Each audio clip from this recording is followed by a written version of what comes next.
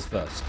I mean, given the fact that everyone is sort of grouping Shikigami into the likes of Navi and Team Heretics, I think to back that up, it has to be close, right? It has to be at a threat factor of about 7, potentially even higher, especially for me, because like we know that Navi's had a couple of adjustments. We also have to see when push comes to shove, if things take a little bit of a downhill turn, can they still manage to work together as a team? As Navi actually go for the instant ban of the Elsa, as opposed to Shikigami, who go with the previous series instant ban that we got to see of that Gambit.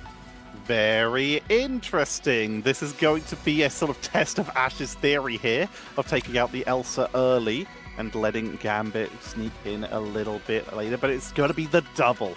Navi knowing they have those 2 bans in a row, Shikigami protecting the Daredevil instead of getting that one-sided Gambit themselves. Means that we're not going to see Gambit at all this game, but Navi get their hands on a one-sided Elsa Bloodstone. So it's going to be all about positioning, working out how you can do, while also getting harassed by that Daredevil, one of the few characters that can keep up with Elsa's mobility. Is it going to be a mirror Daredevil, though? Because if Navi are wanting to run dive, Shikigami having information from the Daredevil passive to inform them of when the dive is hitting could go a very long way of being able to counterplay it, as we actually get Shikigami losing the Venom, but Navi losing Fate's Jeff. So no speed bubbles, no symbiotic shenanigans as well, and also no huge amounts of distances surpassed by the amount of range that the Jeff primary actually has to heal the team a whole 3 miles away. As Shikigami now actually going to be taking the Mantis out of rotation as well, so targeting Navi, which means that they can't have that 12% damage boost on an Elsa to get to play a triple strategist line with a hyper carry solo duelist. And one-sided Vanguard Daredevil pool, secured by Shikigami. Actually able to manipulate that all the way to the end with that protection. And we are seeing some very interesting hovers that I'm pretty sure aren't making it out of Spawn, but we'll talk about that more as we go on in. Overall, this was really solid. The Gambits removed from both sides. I don't know which of these drafts I prefer more. Both these teams have the Daredevil for that a little bit of extra scouting. We've already talked about how strong Vanguard Deadpool can be. It's not going to have the Gambit to follow up with it, but it won't have the Jeff for the extra toy box healing as well. But it's still going to be able to separate people. You're still going to be able to capitalize and potentially see just how quick of a blow up you can get. How well are Navi going to be able to deal with Shikigami's dive style, which can probably best be described as a flock of seagulls descending on a ship? I mean, not just that, but both teams losing Jeff also means that if you know the teams are going for dive compositions, you can't play the Jeff Rocket backline and be undivable. As Navi actually, they might roll out on this. We saw Fate yesterday actually going for a little bit of White Fox on Museum of Contemplation before swapping off of it after a failed first fight. But level 1 Crook on that Luna, we could very potentially actually get to see this strategist line come through from Navi's side, having the counter, having that peel, as well as the charm on a 6 seconds to deal with Shikigami's dive when they decide to commit, as we're going to have that Daredevil, the Psylocke, and the Captain America on the side of Isidore looking to hit the back line.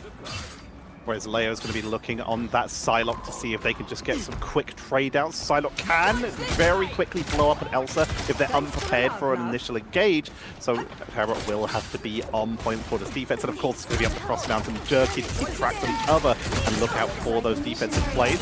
A sailing Captain America flying past like a beautiful shooting star, looking for any way they can try and hide into the backline and get some early pickups. Terracave comes on out, but it's going to be Crook that picks off Kaya as they attempt to rejoin their team at this choke point.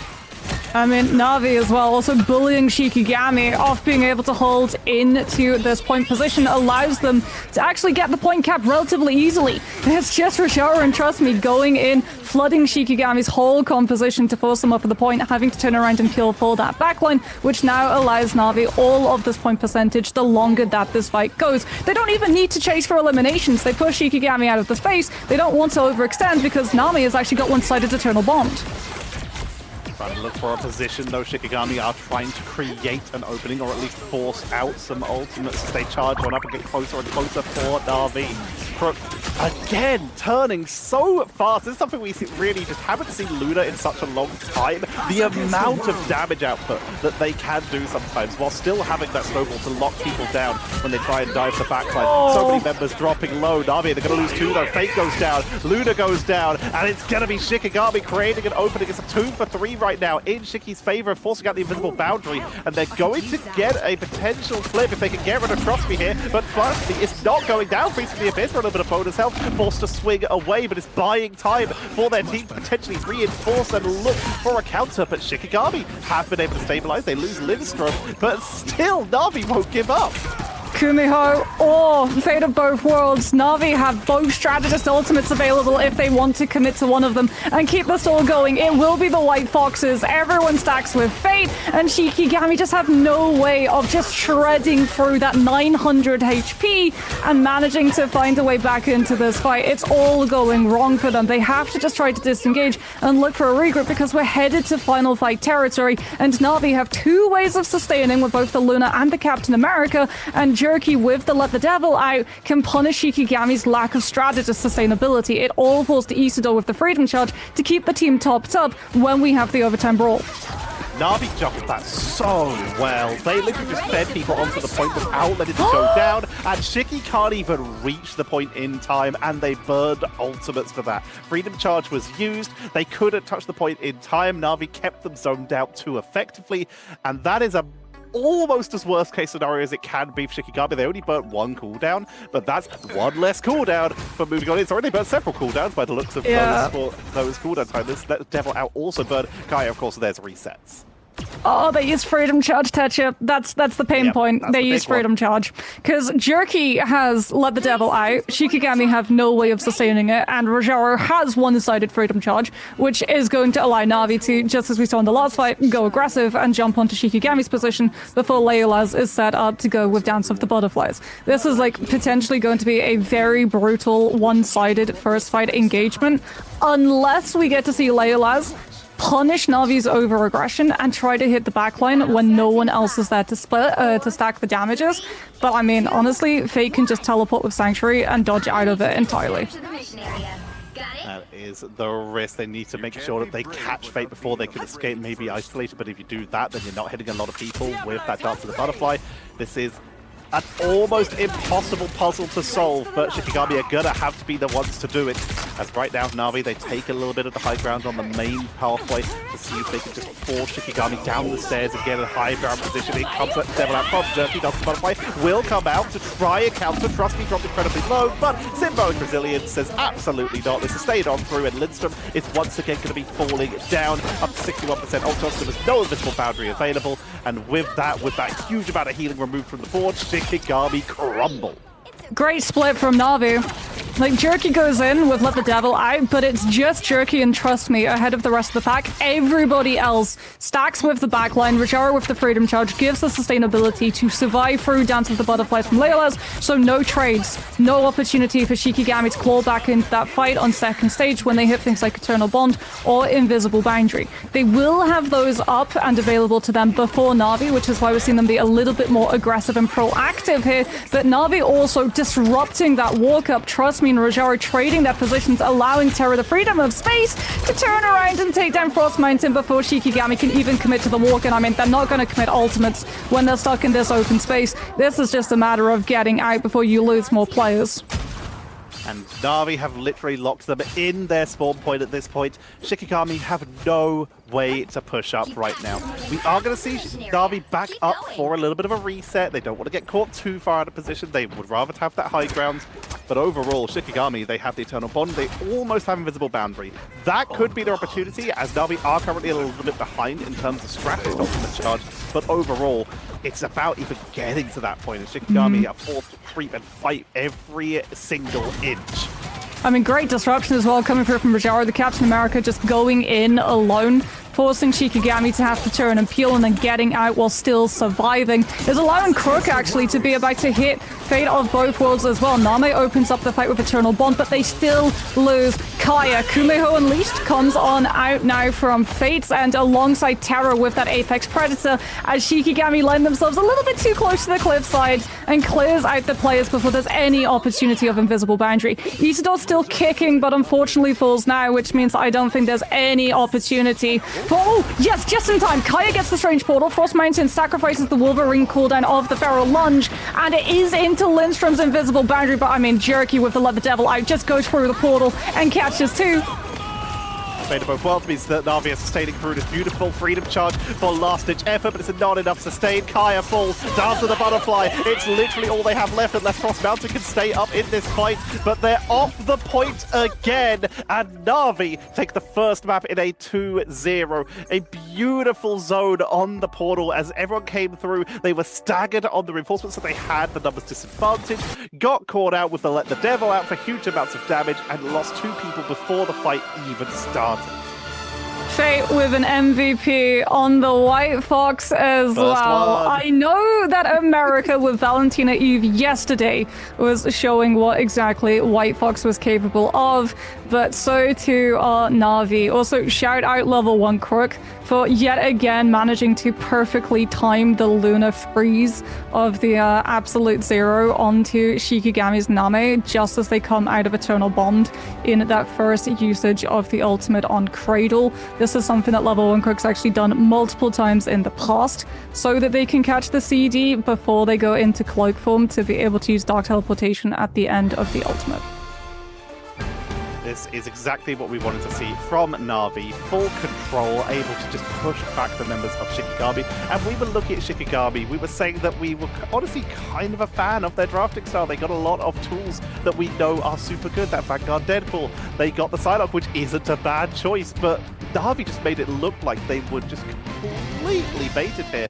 The Daredevil from Jerky was just putting so much pressure onto everyone at all times, and you said it perfectly in the cast, Terror wasn't even touched. He was vibing back there.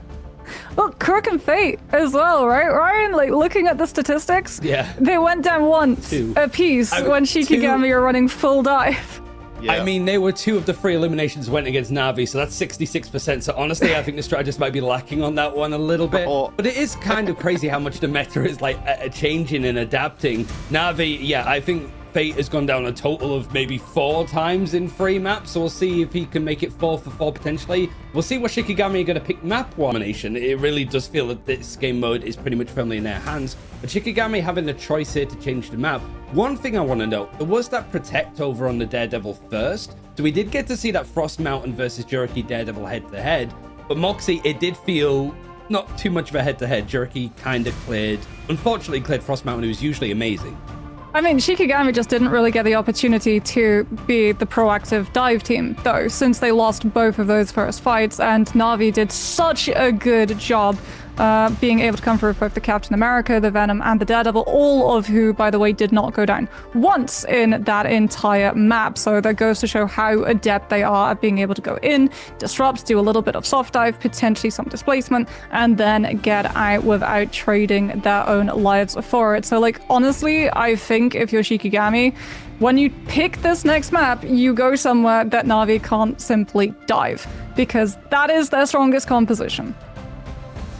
They can do a lot with that dive. With the invulnerable as well from the White Fox means they're even safer going in as well. It's not a long duration, but it's a lot. Any opportunity where you're not taking damage while you're in your opponent's backline is just massive. And we love to see that while also how White Fox being okay against dive itself with a little bit of crowd control.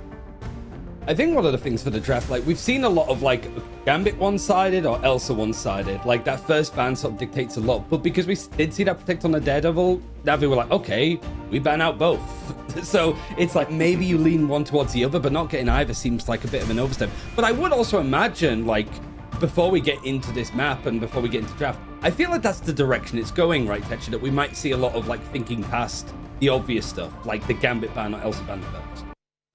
We're in the early stages of preseason here. This is the time where teams are going to like adjust stuff, experiment with things, especially in matches like this against a team like Navi, where you know they are probably going to finish the group hit first unless Shikigami can bring it back or Heretics can bring something incredible. there's a lot of opportunity for you to adjust, for you to try and experiment with stuff, to try and make something happen, as it looks like we're heading to Central Park for our second map. Here comes the dive. Here comes the dive. I mean, Shikigami, at least when they go on the defense, they'll get the opportunity to play something potentially like dive themselves, maybe counter dive with something like a Namor setup. As we see a continuation, Shikigami going to be banning out that Gambit, and Navi once again going for the ban onto the Elsa. Shikigami going to go for the save onto the Gambit this time, it looks like. As Navi, do they go for the Loki ban here into a lead onto Terra, getting to save the Elsa Bloodstone? Yeah, there's the Loki. Say goodbye to the God of Mischief. And hello, Elsa Bloodstone in 3, 2, 1, lock? 1.5, 0.5, 0.25. Yeah, there it is. There we go. Elsa's going to be locked in exactly as we would expect when you have one of the best duelists that has been released for Marvel Rivals and one of the best duelist players that we have seen in Marvel Rivals. You put them in the same room. You give them those abilities together. Shikigami, they're going to potentially look once again at a possible one-sided Deadpool as they're going to take that away from Navi. And Navi, they respond with trying to deal with Frost. They remove the Daredevil. This time it is actually targeted, even though they had a solid start. They don't want to deal with it in map 2. I mean, if you have to attack, right, the Daredevil's already going to be in a position. He'll be able to call out all of your rotations, as well as potentially, when you're defending, get behind you and have to split your attention. So you can't just task yourself with controlling all of the channels of both main, left, and right side. You have to watch out for the threat at your back as well. Yet again, on Convergence, we actually get to see this Mantis getting banned out, which seems to say that we're seeing triple strategists much more predominantly, at least for the EMEA region, on Convergence, as opposed to maps like Convoy and Domination, as we get an Invisible Woman protection for Shikigami's last save slot. So they're going to be anticipating a lot of dive, and even though they have banned out the Venom, which I kind of actually like, the Jeff is problematic, yes, but it also means that Fate has to make a choice between getting to play the Jeff or getting to play the White Fox. Removing the Venom, yes, there's still Vanguards who are going to be able to dive, but Venom being able to get in, get out, soft dive, and pull the attention of 3 players, allowing the rest of Navi's whole team, 5-1 Vanguard player, to take advantage of the rest of Shikigami's core, was just a little bit too problematic that we saw in Krakoa. Between the Venom and that Deadpool as well, you've basically bowed out everything that could possibly be empowering the Jeff as we head on in. Meaning that, like you say, Fate has to make that decision. Currently, Rajaro might be looking to nick it from him, but we doubt that's probably going to make it out of the spawn. Navi's going to be starting on the defense, which means that Shikigami choosing to attack on this map. They have a lot of options and flexibility here, and they're hovering on some interesting stuff. We'll see how much of that makes it out the door. But the fact Navi are taking a lot longer to decide what they want to roll out with here does potentially show a little bit of a good sign for Shikigami's draft this time. Oh, I told you in the break, there are certain people that you can't allow to get a hold of Loki, and Crook is one of them. Faye, I think, was thinking about going White Fox, but we should note this is not played on the latest patch on live, where the White Fox retains the tails when she spawns, and also when the Loki goes for the copy onto her. So it looks like a decision is actually made to move Fate off of the White Fox and onto the Cloak and Dagger instead. Good way of reacting to that dive, but also a good way of reacting to Shikigami's composition, because we talked about, you know, strength of players being able to get all the way around Central Park. Look at what Shikigami are running. We're back in a Prime Torch Ultron meta. We've got the Angela, the Ultron, the Mantis, and the Human Torch, but not quite the Mantis with the rest of the team, because Terra goes aggressive and takes the Mantis out ahead of time. The plan for this is to split the team into 2 sets of 3. One set of 3 literally flies around the map and starts attacking from behind, sieging from above with their flying abilities. The other side pushes down main, causes a little bit of grief, but the problem with that is you are running Vanguard, Deadpool, Invisible Woman, and Mantis. That is a solid amount of healing and a good amount of damage, but Mantis doesn't have a lot of protection if the Elsa is able to get onto them quick enough. Oh, great first but great capitalization by Shikigami, punishing a second attempt by Navi to go for a blow-up here, taking down 3 members, and trust me, is already moving over to Strange, realizing that that could snowball out of hand really quickly. I mean, yeah, Rajara is going to be intercepted potentially by Isidore, body blocking as well. Leolaz, entirely out of danger, is going to be able to carve through Terra as well and continue putting the pressure onto Navi, who have no angle control currently. They're just having to hold their position onto the point and wait for level 1 Crook to hit the win condition of the Loki ultimate, which will afford them a little bit more space and a lot of confidence to go forward aggressively towards Shikigami's side of the map. Level 1 Crook, he's got the ultimate open for him. Navi waiting for that opportunity. Terror goes low and they've already lost Jerky. The regeneration domain a little bit too slow in its activation as we get the Eternal Bond, allowing Navi to walk forward. Counter portal just came out there for a little bit of cutting off the escape route from the members of Navi to try and capitalize. Here comes the Rage of Ultron to power onto the backline. The Dagger Storm for a little bit of protection is going to force out the Eternal Bond from Fate to allow the mirror, meaning that currently only ultimate in play, while a lot of close to charged up, is the Supernova. But Shikigami, they don't need to use it yet. They've already got 2 charges up. They're all going to try and push it. Invisible Battery is burned, and that's going to allow Navi to push back, forcing Shikigami to pull the trigger, make the most of the heal while it's up, and try and get something out of it. Wow, Rajar actually held on to Meteor Am for so long through that Torch ultimate. Terra gets hit by Banhammer, does have the peel available from the team with the Bulwark coming through from Rajar's end. And Navi actually, with level 1 Crook's regeneration domain, have been able to stabilize their position. Eye of Agamotto catches Name. Soul Resurgence does not afford CC immunity, but no follow-up damage comes through as Shikigami are keeping Navi occupied behind the point itself. Kaya went in super deep, managing to take out level 1 Crook and also take out Navi's sustainability. There goes their defense, and we head into the second point on Central Park, with Shikigami already making a play to grab a lot of space. And look at Navi's change-up. We're getting Jerky on the Wolverine. This isn't to do with Isidore on that Doctor Strange. This is for a fastball potential to keep up the pressure onto the Flyers. How can you deal with Flyers? You can play a hit scan and try and ping them out the sky and just try and whittle them down, but there is an extra bit of healing from the Ultron that's keeping it difficult. There's the Guardian Shield. It's going to be difficult to get that beautiful pickup from Isidore. Or you could literally remove them from their team and try and capitalize that way. That could be with the Hulk catching them out the sky or the Wolverine. But right now, they're not getting the chance because great lockdown there, but it is still Shikigami with so much momentum right now, cutting off every reinforcement that Navi sent their way, one by one. And this is a fantastic start from Shikigami in map number 2. Yeah, Jerky, though, is now onto the Star-Lord, which, in my opinion, is actually a much more effective and consistent counter against both the Ultron and the Torch, especially when you weigh Galactic Legend strength up against Rage of Ultron. That is only if the Star-Lord is given the space to get on top of the Flyers, however. Kyra's going to come on through with a Banhammer. Navi do not have a Strategist ultimate to be able to sustain through this. Instead, it's a focus on Terra, just going past Shikigami's whole team and finding the catch onto Leolaz with the Elsa's primary. Does trade that position and life to Name, however, to be able to set that one up. But by taking out the Ultron, you've removed the threat of Shikigami walking forward with the Rage of Ultron, and Navi get an opportunity to stabilize their position. Name and Lindstrom just trading heals in the backline with their patty cake just as they get poked down. Navi are putting so much attention right now onto those Flyers that the backline is getting a lot of freedom from Shikigami. Rage of Ultron. Kumiho is unleashed for the counter, but it's melted through by the Rage of Ultron. All that healing removed from the board, and Navi are being cleaned off the board here, forced to use the Fate of Both Worlds to try and sustain through with just one strategist and 2 duelists buying time, trying to burn through that clock and maybe give an opportunity for Navi to reinforce, but with it being a 3 versus 6, this is Shikigami just picking them up one by one and looking for that second point.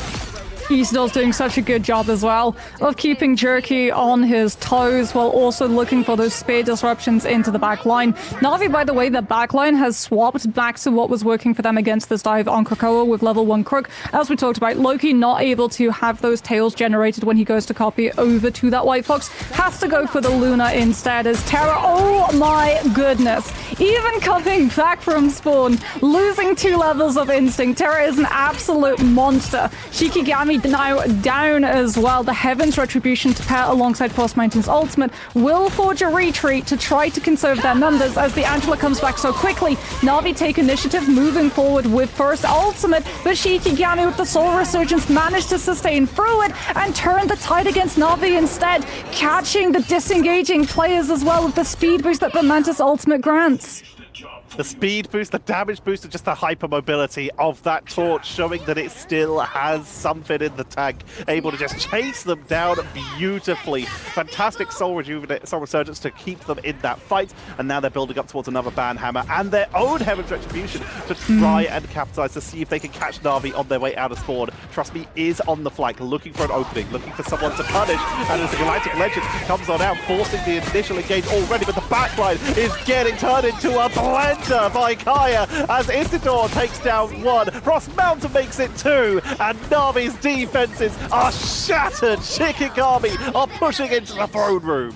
Jerky's onto the Hella, just so you can surpass Ultimate Economy and have a potential hit scan 2-tapping the Flyers with the Ultron and the Torch, both vulnerable up in the open air. Lindstrom, though, with the Invisible Woman, the Guardian Shield staggering in front of them, denies Jerky the opportunity, just like Isidore denies Terra the opportunity of clutching things up for Navi as we head to this final checkpoint. Crook's not able to get onto the point in time, a hair away from fate of both worlds, which potentially could have turned the fate of Navi with a potential stall of the Luna ult, and Shikigami complete the full push.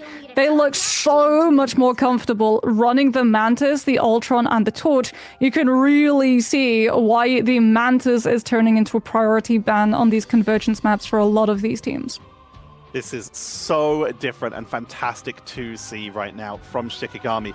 Now, let's see how they adjust for the defense. Is it going to be the same thing? Make the most of that courtyard where there's a lot of vertical cover to maybe make the most of those Flyers? Or do they adjust into something a little bit more of a dive potential for their opponent's backline, or even more of a bunker-style composition? For now, it looks like it's going to be the exact same because it worked really well. Navi, though, they're the ones who now have to adjust, and you can start to see they're considering options once again. Jerky's looking at the Hela again to maybe just try and hit scan those Flyers out the air. They're looking at keeping Terra on the Elsa because it is doing work when it's able to get positioning, and trust me, sticking on that Angela could give them a way to pick them out of the sky. Jerky going to stick with what I also agree with you here. The Star-Lord can duel Flyers a little bit more consistently and not relying on just damaging through 3 Thrusters worth of healing on one Flyer.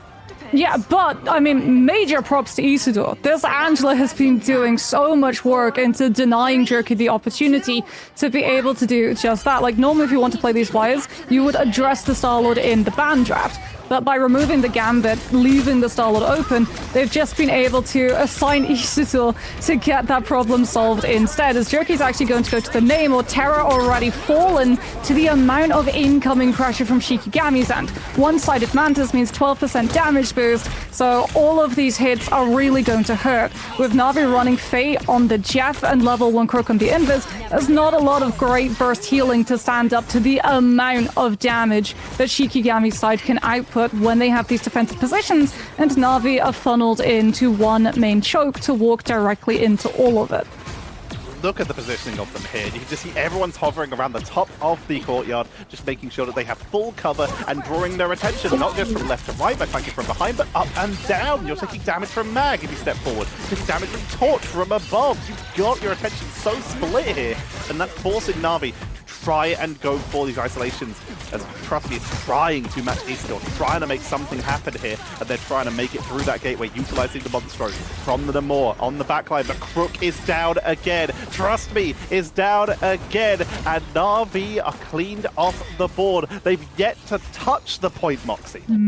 That's really unfortunate as well for Navi, because like, you're taking this amount of incoming damage, you're looking for level 1 Crook to build Invisible Boundary ahead of Lindstrom, but losing the Invisible Woman in that fight now allows Lindstrom not only to equalize, but to surpass the Ultimate Economy. Trust me's actually moved over to the 4. This is literally to counter Isidore. The moment that the Angela shows up, the 4 is going to be looking to disrupt and ground and allow Navi to melt through the Vanguard's health. As Rage of Ultron kicks things off on the side of Shikigami, Navi, though, had not committed to the walk until now. They're able to hide out inside the Invisible Boundary and rely hopefully on a shield being able to keep level 1 Crook up, but there is no form of protection, and they lose the Invisible Boundary way too early. Terra last on the board, picked off by Lindstrom, who's been absolutely popping off this map. as Shikigami repel them again. They still have Soul Resurgence as well, but Navi, they do have 3 ultimates in their pocket here. They have access to that Apex Predator and the It's Jeff. This is a fantastic map for It's Jeff due to the very close environmental position. They don't have a lot of setup for the Horn of Proteus outside of that Apex Predator, so we'll have to see where that gets dropped by Jerky. Supernova will be first onto the board, looking into that backline. Does a lot of damage, forcing Trust Me to massively isolate themselves from their team just to find a safe location. Oh, Blessing of the Deep's already burned. Jerky's about to fall to Isidore, clearing out the lane. Namor gone, Horn of Proteus put on hold. And Shikigami, yet again, going to stave off Navi's approach. They might even be able to find a late elimination onto Rajaro here, who is so incredibly low. No, it's onto Terra instead, and that's even worse. Terra was getting into a position to be on an off angle with the Apex Predator to put the pressure onto Shikigami's back line. Unfortunately for him, though, like, where does Apex Predator even go? Potentially it catches Lindstrom, but it's not going to catch half of the team, who are literally up in the air. Glartrox might be many things, but it doesn't have wings. Jerky's moved over to the Iron Man just to try and unibeam someone out the sky. If they can get in there close and to ping the front line from a distance, Rajmar is able to get the engage onto Isidore, but they turn around, grab Jerky, and Kaya finishes it off. A beautiful execution. Isidore is just the king of the skies at this point, as right now Shikigami, they're down to only having to hold for 17 more seconds, grabbing Trust Me, and we might have to see a portal from Navi just to have any chance to contest this here. Jerky's on the Daredevil now, another swap just to try and get something into this backline. Shikigami, they know there is some flanking going on. Fate rushes in, has the It's Jeff, looking to potentially touch the point for the overtime, but they will be able to do. Dive onto the backline, takes out Jerky, looking for Fate. The Jeff coming on in to see if they can grab someone. The duel between Terra and Frostmount, and he finally takes it, able to isolate them. Fate is taken down. Meteoram into the backline for the Invisible Woman to take out the healing. Looks for the Elsa, but is not able to find them. Rajaro goes down as overtime is ticking off the board. Jerky's looking for a portal. It doesn't matter though. It's done. Like, yes, Navi were able to get invisible boundary on the field, but they're not able to hold their position with the actual invisible woman. She has to go unseen with the threat of Meteor M. Like, we got to see just that from level 1 Crook's own POV. Invisible woman off of the point, not able to heal the rest of the team, because if you stay too close, that Meteor is going to come right for you. Shikigami, full hold Navi. I mean, we said threat level 7.5 or higher. Shikigami defending Central Park with that composition, threat level through the roof. We surpassed level 10. I'm scared. I'm very, very scared. If you look at the healing numbers, the Ultron, who now has those 2 drones, kept up with the Mantis while doing 15k damage. That's more than Rajaro. That's more than Terra. Leo just absolutely doing an incredible job. The zoning potential, but you called it earlier, even though the most KOs, most final hits does go over to Frost Mountain, it's Isidore with the positioning, able to find people, isolate people, and control that battlefield. Navi were never able to get the flanks or the sneaky positions or even just get through main without being harassed and picked off by the Angel. I mean, it's the casualties. It's the casualties from the side of Shikigami that tell the full story, right? Name goes down once, Leolas twice, Lindstrom once, Kaya once. So the fact that you're playing Flyers who should be vulnerable and get picked apart by Navi, who constantly cycle through so many different attempts at dealing with those Flyers. We saw the Wolverine fastball, we saw the Star-Lord. Like you pointed out, we saw break glass in case of emergency at one point. Iron Man come through just to have the Unibeam tracking to blitz down the Torch, the Ultron before the triple strategist sustain could start to kick on through, and it just was not enough. Shikigami was so adept at keeping those Flyers in the sky. Yeah, Shikigami previously cooking with Kaya, cooking up something pretty spicy with the Torch, but we'll have to see what Navi want to do. We have to go to a full convoy map. They're probably going to want to go to something where they can dive a little bit more, but we shall circuit was grand finals against Virtus.pro, and it's been a while since then, but Shikigami surprising with an interesting composition. Now Navi do have the choice of map. Moxie, I think it would be crazy and hyperbolic to be like ban out stuff like the Torch or the Ultron or the Angela, but we are going to the Museum of Contemplation, so Angela actually probably isn't a bad shout of a ban. Yeah, but I mean, this is not a good map for Torch, given the fact that there's not a lot of cover, and when you break around those corners, it's into very long angles, which are very nice and open.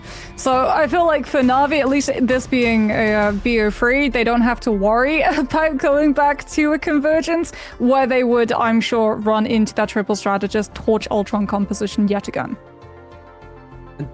Tetra, what do you sort of want to see, like, the adjustments from Navi? Like, are there any players that, like, even though it seemed that the whole team was a little bit perplexed on how to deal with that composition from Shikigami, were there any players that you felt were like, I just need to see a little bit more of you, and if I do, Navi have a strong chance of coming back into it? Honestly, no. I think everyone on Navi played well. It's just they were outdrafted in terms of the setup here. I'm just happy if this is, as Moxie said in a previous day, this is a amazing map for dive because there are so many flanking positions where you can just wrap around and cause issues. And literally before the break, we were saying, need Navi to maybe go somewhere a bit more dive friendly, and it's exactly what they want. If we're going to see Navi bring it back, this is a really good place to do so. I wouldn't be surprised if this does go 2-1 in Navi's favor, but we saw Shikigami have a really solid draft in that second map, so we know they can bring it against Navi and bring stuff they don't expect. This is their opportunity to keep this momentum going and maybe prove themselves. I do find it really funny that, like, the draft was so focused on taking some of the duelists out for Frostmountain, you know, Daredevil, anything sort of melee focused, and he's like, you have no idea what I'm about to do to you guys. It really, like, that's a surprising thing, that it really did seem to throw, like, Navi for a loop there. But I think one of the characters that was picked and one-sided for Shikigami, Navi even, I imagine would be the same here, Moxie, would be Daredevil.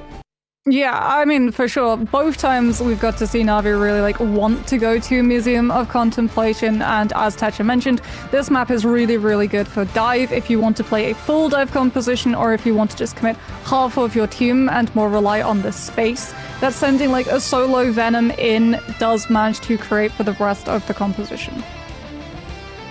Tetra, I think, this is exactly what you want to see out of groups. Like, Navi looking like a strong freight train favorite still in this series, sure, but Shikigami throwing in a lot of curveballs and surprises so early in the tournament.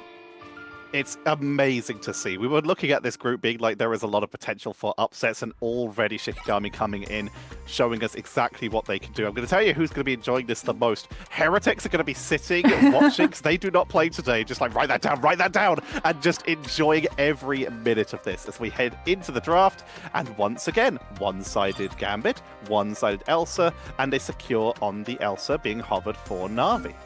I mean, it feels like Navi have this very strong identity on all maps of just get Terra Elsa as quickly as possible, since you can solo clutch out a whole lot of these fights. But one thing that, like, we're really seeing teams manage to take advantage of if they're able to secure the Gambit is the fact that Gambit empowers so much. If you ban out Elsa, it's like, okay, we've banned out Elsa, we don't really have to worry about what else that Elsa is going to have access to. If Gambit gets through the draft, though, you have to really start thinking, like, is it worth burning a ban on Rogue? Do we have to target out the Star-Lord? Sort of the similar things that we got to see in the last series on Heart of Heaven. So as we can see, like, Gambit is a save from Shikigami's side. Navi instantly have to react with that Loki ban. One protect on Gambit immediately dictating so much of the rest of Navi's draft of how much they're willing to give on up. The Loki ban comes on out, and they're looking to once again potentially secure themselves a one-sided Daredevil, but they flip it. They're going to take out the Venom. They know that Shikigami do play a little bit of that symbiote themselves, so being able to pressure the backline could still be very tough to deal with, as we already mentioned. Flanking with verticality is Venom's bread and butter, being able to climb literally around the map and find good positioning that way, but that does open Shikigami up to potentially get Frost back on that Daredevil. But they secure the Deadpool instead. They know that Daredevil's good, but they'd rather have that little bit of burst damage and flexibility to potentially put a duelist on the Deadpool, as you've said before. Yeah, they also removed the Jeff as well, so even if Navi do manage to secure a Venom for their side, it won't be with the symbiotic shenanigans. That being said, Venom doesn't rely solely on that cooldown, especially, as you said, on this map, which has a lot of focus around first corner, especially on verticality, and Venom literally being able to start the fight above on the wall, drop down, disrupt, and get back up, all while creating a whole lot of space for the rest of his team to make a play play off of is going to be something that I'm sure we get to see from Navi's side, considering the fact that they actually go for a save, taking Shikigami's opportunity of banning the Venom out away. So instead they turn their attention to level 1 Crook's hero pool, removing the Loki, as I would assume this will be the lock coming out. Yep, there we go. Loki is just too strong, both in neutral and your ultimate abilities, and being able to get out and disengage everything. So for Navi, it feels yet again we're going to see these like 2 win conditions. Trust me, creating space on the Venom with Jerky getting to play alongside him and funneling the information of when and where to hit, and in the meantime Terra taking advantage of all of the chaos and looking to actually find the eliminations that will stick. Does allow Fate to go back onto that White Fox with Crook potentially empowering them with that team up, as that is what they start the hover with. We'll see if that's what they roll out with, as they are going to be starting on attack here. This was Navi's map choice. They've got themselves some solid dive to start us off with. They've got the Venom, they've got Captain America here coming back in, a Navi special, and of course they do have the option for that one-sided Daredevil to give them the ability to scout out ahead and choose exactly where to dive, and so they can also have it on defense to see where Shikigami choose to engage them from. Shikigami, though, they're starting a little bit more dive heavy themselves, with Rogue coming in with that Gambit team up, the Wolverine to give even more isolation, and if anyone they grab with that Wolverine, they have a Vanguard Deadpool to isolate them. I mean, Frostmountain on this Wolverine could actually play to just counter-grab Navi's Vanguards when they show up for those dive hits, turning what should be a soft dive into a forced hard dive and punishable hit. Because if you're Shikigami, you don't want to commit the dive. You want to actually go for a brawlier playstyle, which suits both the Deadpool and the Rogue to a T. If they go for a dive hit, then Navi would punish with things like the Luna and the White Fox, and we can actually see Fate's moved onto the Rocket instead. Great force physics coming on through from Lindstrom, setting up the elimination onto Terra, and Navi losing a lot of dash potential, although they're still able to trade it out. Kaya falls, and that's absolutely huge because Kaya would have hit the ban hammer in the first fight. Crook able to get a pickup of their own here, and is building up towards a fate of both worlds extremely quickly, allowing the setup, the slow push from Navi. But look at the positioning of Fate there. Not staying immediately on the point, pulling forwards and back until they know where Shikigami are, so they don't get caught out of position. Once they see him, they know they can move forward and a little bit further forward to get the healing output, as the backline is being dove onto as aggressively as they can by Navi, taking out Lindstrom. Jerky is taken off the map, exactly what you were talking about by Frost Mountain on that Wolverine, but numbers heavily in Navi's favor, forcing Shikigami to back up. Kaya's going to look for a portal, meaning that they might try and touch that point for one last delay. Beautiful lockdown to try and delay, but Rogue's going to be able to move her way in and touch the point, at least for a little bit of a delay. Rated roll flush available, coming on out from Navi to commit to this fight. Everyone on the board. It's so early in this matchup, but every second you burn through, every minute you hold them on this first point is going to be great for the defensive team, and in that case, Shikigami are more than happy to burn that cooldown. Yeah, the problem is that with Navi going for this dive, like Shikigami having to give up so much space to react to it, there's zero pressure coming out on Fate and level 1 Crook in comparison to the nightmare that Name and Lindstrom are both facing. It did allow, though, Nami to have that first strategist ultimate up and Navi nothing to be able to match it. This time, the same cannot be said. Invisible boundary from Lindstrom is potentially going to be forced, having to be used to give them the opportunity of burning through the Cosmic Gun Amplifier, and they all get carried outside of it by the Apex Predator of Terror, sending the Glottrox right through. This time Shikigami don't have a reliance as well on a Gambit ultimate to flip the fight. It's the last stand instead, pinning so many players onto the convoy and setting Shikigami up to potentially trade and maybe win out this fight. They think it's winnable, Tetcha. Heartbreaker is ripped through, unfortunately, though, and Layla's investing the Galactic Legend means that Shikigami have so little to grab any space when Navi decide to push up aggressively to take this first fight on second. They thought it was winnable or at least delayable, but burning a Galactic Legend for that, it's an ability that charges up fairly quickly, but it's still rough to see that. Kaya has moved over to the Hulk, moving off the Strange after that portal earlier, actually close to an Eye of Agamotto. They just much rather have the combo. So looking to see if they can send Frost Mountain deep on in and catch someone out of position. Looking for the Venom there, trying to catch Trust beyond the wall, unable to get that final hit. But now Leo being dove onto the backline. Here comes the Freedom Charge from Raj. Heroes Nami is still trying to cause grief, and once again, you're seeing just the entirety of Shikigami just losing edges and feet of space every time Nami even try to step up. Oh, Kaya gets hit by the snare as well from Terra, so can't even disengage. Shikigami, they will have a recontest opportunity here. They have the Raging Roll flush. Navi do have heals to be able to sustain for it with level 1 Crook's ultimate, though, and you can use that to damage boost. Trust me, Feast of the Abyss to potentially find the elimination through. That's Feast of the Abyss first. Shikigami still not bowing, saving the Gambit ultimate until now. They've been able to get on top of Rajara 2 before level 1 Crook can heal him, but he's brought back by the Battle Recall Beacon, and Navi still have all of their players in full. Lindstrom's taking so much pressure as well. Navi really wanting to try to take out this invisible woman or force the invisible boundary before it can be used to stabilize on the point. Try and get into that backline, but Shikigami, they're building up some ultimate charge. They've been able to hold on once again. Widely considered to be one of the most difficult points on any convoy map to push, but into the backline. Invisible boundary will come out from Lindstrom, allowing them to keep it going, and catching Jerky with the burst damage that Gambit can do with that space deck. Able to push on in to the backline. Isidore looking for isolated members. Could go for Terror, but would rather take out the backline. Let their team deal with the duelist. The freeze is good, but they still take down Fade and Crook. The Galactic Legend comes on out from Leo a little bit late in that fight, after the push is already concluded, but they are able to make sure that Trust Me retreats all the way back to their team. Yeah, I mean, Isidore was just the sort of scapegoat there. Going in, getting hit by the CC so that Leolaz did not have to worry about getting hit by the Absolute Zero midway through that Galactic Legend. Kaya 2 is actually swapped onto the Angela, which made it a little bit harder for Navi to be able to successfully land this dive deep into that back line. There we go. Navi tried to formulate the dive on the back line. Instantly, Kaya hits Heaven's Retribution onto the rest of Navi's team, so Terra can't round the corner and shoot in when Shikigami are distracted. But the Devil out comes on through, gets grabbed on up though by both the Rogue and the Wolverine afterwards. They still have been able to keep Jerky up though, and Navi continue to push forward. This time Shikigami won't have a strategist ultimate to stabilize. It feels like this truly is Navi picking up the second point and heading into third.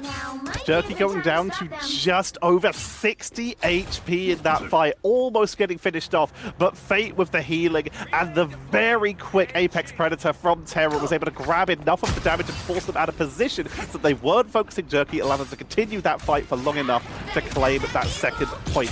Now, Isidore, sticking on this Rogue, has a Heartbreaker. They also have a last stand for the Wolverine, giving them the opportunity to try and dive on in, but they're not going to have that Wolverine as they're caught out by Terra, getting drained by Isidore, looking for that lockdown with the Raging Roll flush for the commit into the backline, but it's being counteracted so quickly by the Fate of Both Worlds, but that doesn't stop Leo from just unleashing damage, able to take down Terra, but they still have the Rebirth Beacon. I mean, Navi can keep playing in this fight too, since Rajara has that freedom charge. Isidore still holding on to the Heartbreaker. The moment the Rogue ult pops, Navi might be forced to part with the Captain Americas to sustain through, but down Jerky, maybe they're going to start pulling a little bit more back. Missing that Daredevil, they can't make a play to flank past Shikigami's front line, and it does look like the pressure will temporarily ease as Isidore now turns his attention to clearing out all of the potential flanks. Keeping an eye out on said flanks, looking for an opportunity to either go themselves or catch anyone, as right now Kaya in the Skya looking to see if they can grab anyone out of position. Freedom charge from Rajaro to open up for Navi. They want to try and curate as much space as possible. It's going to be ult charge boost from the Captain America versus the ult charge steal from Isidore, as both teams look to try and build their way up. But Shikigami, they still have that last stand if Navi tries to build up a full engage. And Isidore, once again caught away from the strategist, is focused down. The counter on the other side though, they find Jerky, trying to push forward, trying to make space, but caught out of position. Oh. That was disgusting, Terra. The tracking! Pixel perfect up against Kaya on that Angela, and I mean, this also just has not gone down, so Terra is at maximum ability, maximum threat level, and especially with the 40% damage boost from Cosmic Gun Amplifier, Navi are just not going to get slowed down. Nami, unfortunately, not going to have the Raging Roll flush for Shikigami to hold their ground and try to answer back, and we're going to go to one final fight, but this time Navi get to start off already in position to hit Shikigami as they come out of these respawn positions. They will have that Gambit ultimate ready to go to pair with Leolaz with that Galactic Legend, and Navi don't have a way of sustaining through this. They have to just kite it instead. Level 1 Crook falls, Terra shortly alongside 2, and in the overtime, this should be enough for Shikigami to finally clear Navi off of the point and let them come to a hold. Jerky's rushing the point, just trying to delay. He gets a bonus health, but there's only so much one Daredevil can do. Terra's rushing a portal, but there's no way it's going to make it in time. Shikigami do hold pre the triple cap, but that was a lot of distance on a map that is notoriously hard to break through point 1 and 2. Yeah, and I mean, Navi as well. Like, that dive is just going to be so good on the defense. Because, like, something to talk about for Shikigami, right? First on second especially, they were so preoccupied defending against the dive that we saw things that they could be used to aggressively set up their own compositions, like the Heaven's Retribution, turned instead and thrown to prevent Navi's momentum, which just meant that Shikigami never really got the offensive capabilities. They didn't take first turn, they had to play second fiddle. And that is not going to work when they're on the attack, because I mean, if you play for second turn, Navi don't actually have to do anything. They just get to sit back and be like, if you're not going to make a move, we're just going to let time burn out and you play yourself. And looks like Navi are going back to an old classic on defense. They're sticking with a little bit of dive with that Venom, but they're actually looking for a bunker-style composition. A classic who's moving away since Elsa has been released from the 3 Vanguard, 3 strategist setup, because Elsa's really good, in case you didn't know. So being able to go in with someone who can dive and set up with Trust Me on that Venom, having Rajaro on the Emma Frost, someone we're not seeing it too much recently, but someone who can hold down a frontline solo relatively okay, while having the Mantis and the Adam Warlock to build up as much defensive damage and that little bit of extra stain from potential revive as possible. I mean, the Psionic Seduction is going to interfere with the Starlord ultimate, also directly interferes with Frost Mountain's plan, but Kaya on that Groot could interfere with Jerky's line of sight, Fate and level 1 Crook as well. If Trust Me goes in and tries to soft dive, there is a high potential that he gets wolf grabbed, and Navi lose the opportunity of creating that space. Indeed, there it is. Trust Me goes for the soft dive, instantly turned with the fast wall, and Frost Mountain's right on top of him. Unfortunately, everyone took their eye off Terra. There's nothing standing in the Elsa's way, and he walks away with the first elimination of the round. Kaya's trying to create a little bit of a barrier so they can just focus on Trust Me when they move in, utilizing these walls to separate them. But in the meantime, too much damage coming in. Terra with the bounce on that living gunshot is able to create too much space. Moving on in, beautiful tracking and pickup. Terra goes down to the revenge shot by Leolas. As once again, Shikigami look for the opening. Trust Me, diving into the backline though. They keep having to flip their attention so quickly. The Wolverine not in position for the pickup that time. But while this is happening, the card is moving forward very slowly. Focus onto the Venom. Symbiotic Resilience forced to come out. So they are going to retreat. And that allows the Raging Royal Flush to come on out. Blaster Mirage with the chase to melt through Adam, forcing out the Cocoon. And he's already only at 63% as the car moves forward. I mean, it's not moving forward at the moment, though, because Trust Me does what you're supposed to do. You're losing the fight, but you're just going to make sure that you go down on the convoy to give Navi an opportunity. Yes, they don't have players currently, but they've got enough distance and time to set up a strange portal, which means that both Fate and Terra can use their ultimates to flip the fight against Shikigami, who already were in full disengagement, worried they would lose someone the moment the portal opened. They don't want to lose anyone, but it's also, while this portal comes out, means one more fight, which means Jerky is building their way up to 73% after getting that beautiful snipe onto Lindstrom. There may be an opportunity for a revive. One down, Name off the board. And this is a lot of time being gained for Navi right now. This is going to be a full reset from Shikigami. There's no way they take this fight. They even are able to stagger Isidore just a little bit. And this is great news for Navi. They hold, they didn't even use defensive ultimates for that, and they are almost at that karmic revival. But Shikigami, outside of Raging Royal Flush, have literally every possible tool. I mean, Fate should lose the ultimate way up against Name's Eternal Bond, since more healing, but also Terror Cape vulnerability. But Shikigami just have no control of map space at the moment. Iso's actually going all the way around to mark Jerky. They know the Atom does not have the self-res, but he has to come back to help clear out the Venom. Now you have to deal with Terror popping up on that same angle, and the amount of time that Navi are burning off of Shikigami before they can commit to this fight. Fate comes through with the invisible boundary. Rajara's Eye of Agamotto does unfortunately get CC cancelled by Frost Mountain's pin, but this is all according to plan. Navi knew that they were going to lose players. They were setting up the Karmic Revival position to bring them all back. but they have no defensive ultimates anymore. They use Soul Resurgence and Invisible Boundary at the same time, meaning there's no more healing abilities for Navi, meaning Shikigami with the Galactic Legend have the skies controlled, but here comes Terra out of the sky! The sharpshooting Hunter takes them down. Apex Predator through the group walls to look for an opening, and Navi could possibly have stabilized from that. Cocoon is still available for Jerky, so they can return to this fight and at least apply some healing to keep it going for a little bit longer. Crook on the flank grabs one more, and Shikigami on what looks like a clean opening are starting to get cleaned up. Wolverine for the focus down, gets that little bit of bonus health from that healing factor, but it's not enough. And the chase down from Navi is huge. 18 seconds on the board, and it's portal time for Shikigami. It's portal time, but is it going to be clutch time? Because, again, like, Navi are about to hit the ultimates first. They're all split up as well, so Shikigami are going to lose out to the angles that Navi control currently. Out for the portal, they hop behind the cover of the Seraphim shield from Kaya. We're in the overtime, but where's the endgame for Shikigami? Navi is close to Eternal Bond. Maybe you get it up in time. That's what you're looking for. Rajaro does get stunned. The Soul Bond comes on through from Navi. Terra claims the lives of the Wolverine, and Navi starts shredding through the players who unfortunately just cannot hold their position on the point itself, and overtime burns out before any ultimates have the chance of coming through. Full hold completed, and that feels a little bit more like personal revenge after the full hold against them earlier on Central Park. Terra with the MVP, and I mean, when we looked at the things that this guy was doing on the Elsa against the Angela, oh boy, do we have to wait for the matchup of Terra versus Sparker when it comes to who truly is the best Elsa Bloodstone in EMEA. 29 and 4 for KO, 17 final hits, and Terra with that pickup onto Leolaz as they came in with the Galactic Legend with no defensive tools available for Navi. If that had been left uncontested, that could have been Shikigami breaking that first point.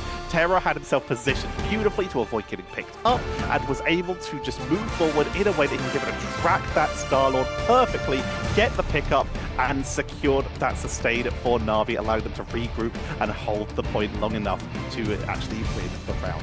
Amazing execution. What a series, though, between these two teams. Well, we wanted a closed series. Exactly. You gotta guess some of the predictions, I think. Like, people have predicted that Navi's just going to be at the top of the group just off the rip. It's probably better to just give them a little bit of a fright. Maybe not as much as other regions, potentially, but we do want to see Navi being challenged. It is early days yet, and Shikigami at least showing how the meta can change on Central Park at the very least, but everything else seems very much well suited towards this style of play that Navi are going for, right, Moxie? Yeah, I mean, like we said, the moment we saw the ban draft and Navi's composition, it really did feel like they just had this focus of, we're going to go with a dive for the rest of our team so we can take as much space away from the enemy as possible, and we can let Terra do what Terra does best, which is just absolutely melt through everyone in his path. 34,000 damage done, by the way, on Museum of Contemplation, which translated into 17 final hits with an accuracy of 56%. I know we talked about, is it worth going for the instant ban on the Elsa or the Gambit, but against Navi, honestly, it's just as terrifying for both. Scary prospect, I think. Some good moments, I think, on that map at the very least, like pretty much on some of the changes that Shikigami sort of made, some of the compositions that they were going for, stuff like a bit of the whole Frost Mountain on the Wolverine, wasn't able to get the Daredevil, but it did seem a little bit like, okay, these teams that know their map picks and have got the choice of like these different ones. Interesting to see that Navi is using Museum, right, Tech? It benefits them so much, though. We talked about it, just being able to dive so effectively, having that versatility to attack from multiple angles, and the fact that it is a map that's very hard to hold, while they have great angles with people like Elsa and Venom in particular. The fact that they went for a very classic triple strategist with the Adam, but it's the execution of it that I was happy with. Being able to make sure they had enough time for a portal back to continue to build Adam charge, not panicking and losing out on all that potential value and having to swap Adam really quickly on point 2 if they decide not to use it. It's the execution that is just the Navi we've come to know and love. I mean, let's not forget as well, before Level 1 Crook was known for his Loki performances back in mid-season, he was one of the OG Mantis mains, always trying to play the Mantis, so Navi very much got a case of comfort picks for some of their team, and what looks like a new comfort pick for Terra. It's a good mix, I would say. For this group, I suppose, for this, like, Navi put themselves top with 2 wins so far out of 2. Shikigami, you guys had predicted Heretics to be above them at the end of group stages. Are you reconsidering it a little bit after watching Shikigami? Or do you think that sort of relies a little bit more on how Heretics are going to be looking as the weeks go on?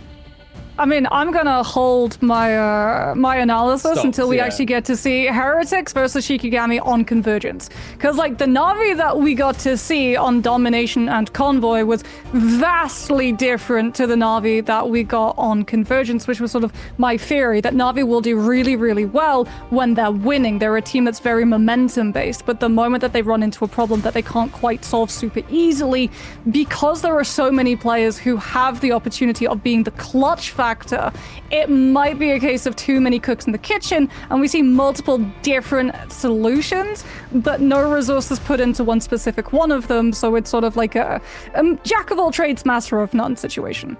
In my predictions, there were 2 points that I was really stressing about, like, where to put people, and it was, who do I put, Heretics or Shikigami? And I decided to give Heretics the benefit of the doubt there, and the bottom of Group B, just seeing where those teams stat, like Vision, who are really performing well, Crownfall, everyone around that area. It's a stressful group where seeing where people land, these are the ones I really struggled with, and I feel happy with what I did because I made a choice, and that's difficult because choice anxiety is hard. But in terms of being right, I might not be. Honestly, these teams are all playing so well, and we'd love to see it. A little bit of analysis paralysis, I suppose, but we do have an interview with the MVP of the mid-season finals, not the one that was playing the White Fox at the very least, but the counterpart that was playing the Lunar Snow. We've got Crook on the line in a second to go over. I think the main question that we have to start with, Crook, was that second map, that, like, the triple flyers, the torch. Did that catch you by surprise? Had you seen it in scrims before? Because it looked difficult to deal with. I think they had a great ban line there, and they did catch us off 100%. We haven't scrimmed against it, and Central Park is also one of those maps where the Ultron Torch, back in the days when it was meta, it was the map to play it on, the best map for it. And I think they recognized that, so they applied it into this newer patch, newer iteration of the game. And yeah, we didn't have any answer for it, and we definitely have to think about that comp a bit more moving forward. So looking then at some of the rest of the new comps, we got to see obviously the White Fox and you getting to play the Lunar Snow alongside it. As a strategist, does that change like any way that you approach in terms of positioning against things like the dive? Because you guys survived so insanely well against the full dive composition coming through on Krakoa. Well, I mean, you get the Lunar White Fox team up as well, which is great to live. You can charm the Daredevil, the Cap, whoever is diving you, and once the Venom is banned out, dive is not as dangerous. I think right now Venom is a super strong dive hero, but Cap is not as lethal, and you can peel against it really well with the White Fox melee form, which also denies DD extremely well. If you look at a 1v1 perspective, White Fox is one of the only heroes that can actually win a 1v1 against Daredevil. There's not any other hero that can consistently do that. And we've already talked about the compositions a little bit. I want to talk about the team itself. You obviously have a new member here in the form of Terra, coming all the way over from the Americas. How is this fitting together as a roster? How are you all gelling moving into this new year? Well, I mean, we're getting used to each other. It can be a bit heated. It is personalities clashing against each other. So sometimes it's not that easy, but I think we're improving. I think we're getting to know the meta more and more, and we keep figuring stuff out. There's new challenges every day, and we just do our best to get past them. A day at a time, which I think was pretty much like your most successful approach, right? Thinking about like grand finals and stuff and how you managed to move through it. I did want to ask, with the meta changes as well, like the less ultimates and stuff, and obviously White Fox being added in, some changes to Gambit, which of like the roles do you think is having the most impact right now? Because if it's strategists, the meta leans very nicely to you and Fate, right? Because you are both so creative with the characters that you play. You're very good on all of the characters, whether they're meta or a bit more niche. Or do you think like Vanguard's duelists hold a lot of the power this patch? Difficult question to answer off the top of my head, but it very much depends on the style which the enemy team is playing. Generally speaking, though, I think strategists have more impact now with White Fox in the game, Ultron being back, Mantis being pretty good, Gambit being pretty good. Those are kind of the heroes that you can carry on. Cloak and Loki somewhat, but on Cloak, it's pretty hard to have a massive impact on the game besides having well-timed Fates and well-timed ults. So yeah, I'm enjoying this meta quite a bit right now. Before it was very Elsa dominated, but of course Elsa has seen many nerfs now. So she's not as prevalent anymore in the meta, which I do think is healthy for the game. And Vanguard, well, the Vanguard, it's kind of in the middle. They have impact, but if you're on Angela and stuff, you're kind of just playing to punish people and you don't really initiate anything. I mean, there's so many moving parts, I suppose, and it's all still being worked out. Final question, really quickly. We've been deliberating a lot of like Shikigami versus Heretics, like who is like the team right behind you in that group? You've already played Shikigami. Are you looking at Heretics being like a tougher opponent, or do you think it's about even with how those two teams are? I think on paper and looking at results, Heretics are for sure the stronger team. But I do think this is a great meta for Shikigami. It fits their playstyle pretty well. So it's gonna come down to the ban phase, who's gonna win, in my opinion. Amazing. I mean, I'm excited to see you guys play. You are up against PEPS tomorrow, so I'll let you sort of chill out for a little bit. We'll see you in action then. And thanks again, Brock, for tuning in and giving us some of your insight. Thank you too. Bye-bye. It's always nice to get like deep answers, certainly from the strategists, because it feels really like